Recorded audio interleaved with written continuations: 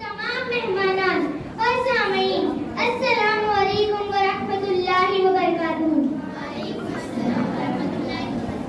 मुझे मेरे उस्ताद ने ये बात बताई है कि 15 अगस्त का दिन हिंदुस्तान की तारीख का सुनहरा बाब है, क्योंकि उस दिन से अवाम की हुकूमत अवाम के लिए, अवाम के जरिए बनाने का चलन आम हुआ। और हमने कोरोना के दौर में जब होश संभाला तब उसका अमली मुजाहिरा देखा कि लोगों में जब कोरोना फैला, लोग मसाइल से दो चार हुए।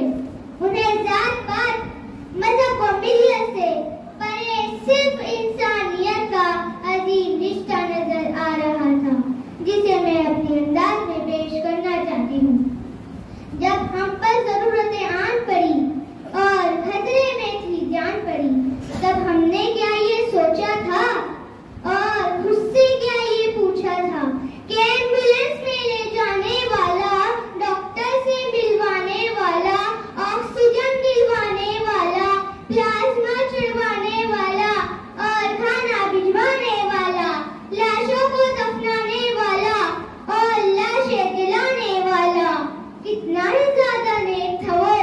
हम में से कोई एक था वो, कोई नाम हमें मालूम न था, डिकोस्टा, सिंह या शेख था वो।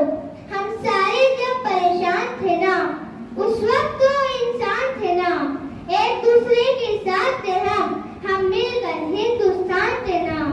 अपने ताओ के लड़वाने से और मीडिया के भड़काने से, झूठी मूठी अफवाह